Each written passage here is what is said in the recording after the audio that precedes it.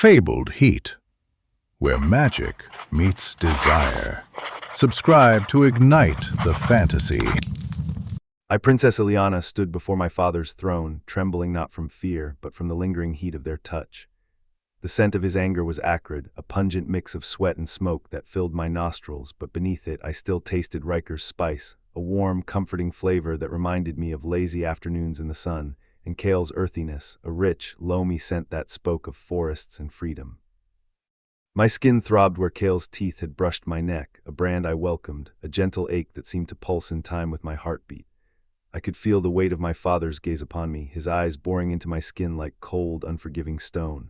Eliana, my father's voice cracked like a whip, the sound echoing off the stone walls of the throne room, making me jump. A crown prince and a battle-scarred mercenary, you disgrace our line with this animalistic pairing. Flush rose on my cheeks, not of shame, but of defiance, a warm, golden light that seemed to spread from my face to my very fingertips. My pulse hammered where Kale had marked me, a delicious ache that seemed to grow with every passing moment, a reminder of the passion and the fire that burned between us.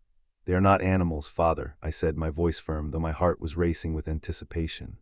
Riker's mind is as sharp as his sword, and Kale's heart beats with a loyalty I've never found in the court. The king's goblet shattered, wine staining the stone like a fresh wound, a deep crimson stain that seemed to spread and grow, like the anger in my father's eyes.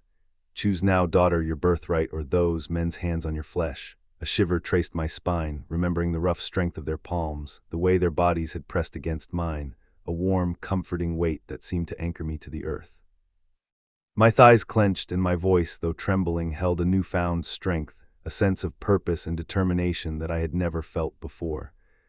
"I choose desire over duty," I said, the words spilling from my lips like a challenge, a declaration of independence that seemed to shake the very foundations of the throne room. My father's face turned red with rage, his eyes bulging from their sockets like overripe fruit, but I stood tall, my shoulders back, my head held high, a sense of pride and defiance that seemed to grow with every passing moment. I thought back to the moments I had shared with Riker and Kale, the way they had touched me, the way they had made me feel, and I knew that I could never go back to the way things were before. I was no longer the same timid, obedient princess I had once been. I was a woman with desires and needs, and I would no longer be denied. As I stood there, I could feel the weight of my father's disapproval, the pressure of his anger and his disappointment, but I refused to back down. I knew that I had made the right choice, the only choice, and I was willing to face whatever consequences came my way.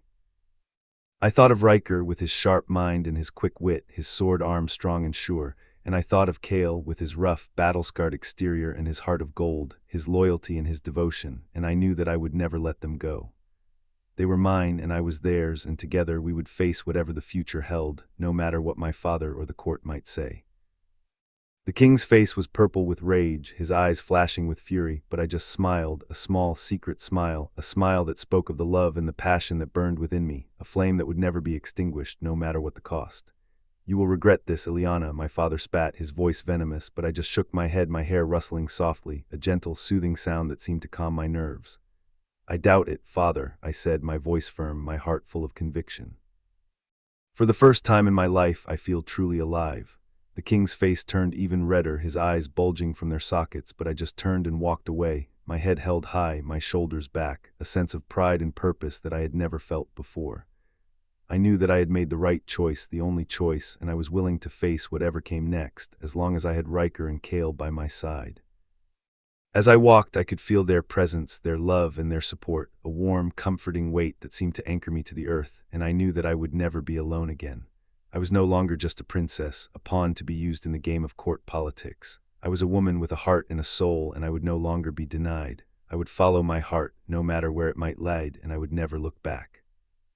The throne room seemed to fade away, the stone walls and the cold, unforgiving stone floor, and all I could see was the future. A bright, shining light that seemed to beckon me forward, a future filled with love and passion, with Riker and Kale by my side. I knew that it wouldn't be easy, that there would be challenges and obstacles along the way, but I was ready, I was willing, and I was determined. I would follow my heart, no matter what the cost, and I would never regret it. The sound of my father's rage faded into the distance, a distant, muted roar, and all I could hear was the beating of my heart, a steady, pulsing rhythm that seemed to grow louder with every step.